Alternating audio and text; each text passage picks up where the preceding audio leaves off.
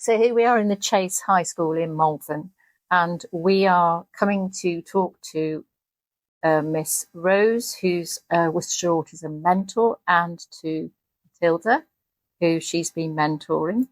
So first of all, we're going to talk with Matilda, and I'm going to ask you, when did you first meet Miss Rose?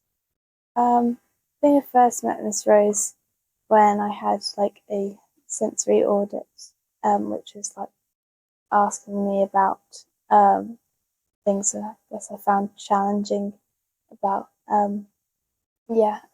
stuff at school really.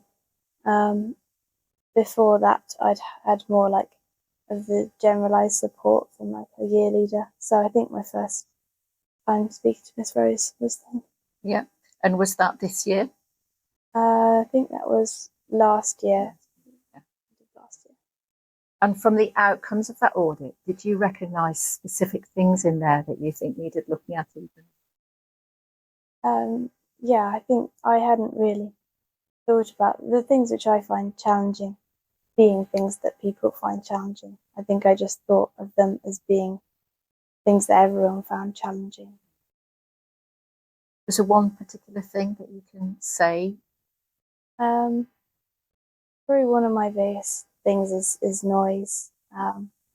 But just before we did that, then I'd been talking about like sensory things more with my mum. We'd got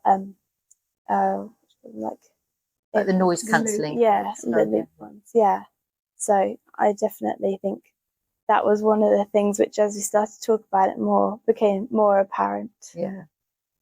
Okay. So I just want to go over to Miss Rose now. In your role as mentor, how did you approach supporting Matilda through this process?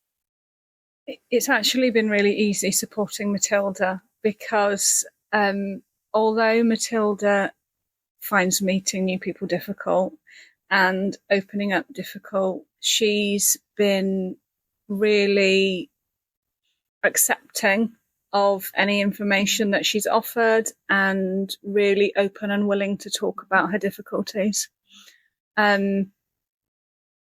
We did the sensory audit, didn't we? And there's a few other things.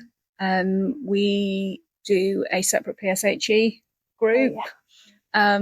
So another thing that Matilda struggles with is the PSHE sort of biology side of germs and sickness and bodily functions. So I think we're up to 5 now, aren't we, in our little group? So we run an individual PSHE group for some year 11 students. Just want to expand a bit on what you've done for her. I understand that Matilda's on the umbrella pathway. Yeah. So how did you go about starting that process off as a mentor with your knowledge that you're carrying around with you?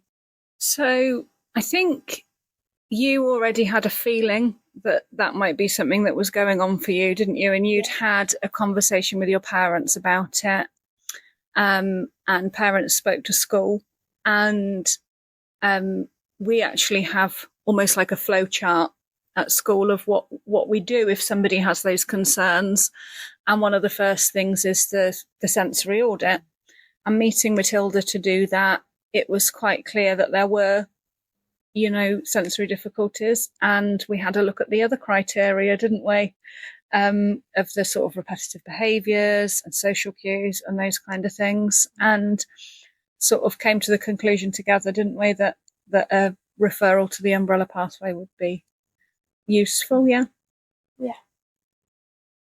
I definitely think I wouldn't have thought about autism at all if it wasn't for my parents. I remember probably the first time I even crossed my mind was I was explaining a particularly bad week I'd had at school to my mum, and she said, "Have you ever thought that you might be autistic?" And I was no, I'd never thought anything like that. And then we sort of thought about some of the things which I do and the things I struggle with, and then it became like the more I thought about it, the more I was like, oh, actually, yeah, maybe. So definitely yeah, my parents support me a lot and are good at adapting things at home. Like I can be quite annoying to live with, but my family is quite tolerant, so that's really helpful. So what makes you think you're annoying? For example, like if we're eating dinner, then like if the cutlery scrapes on the plate, I will just I will lose it with my sisters if they do that. Yeah. Okay, I think that we've captured here a really different perspective. We're usually capturing the perspective of children who are after they've had a diagnosis and been through the programme. But it's really nice to talk to you today and hear what you've got to say as somebody who's actually going through that process.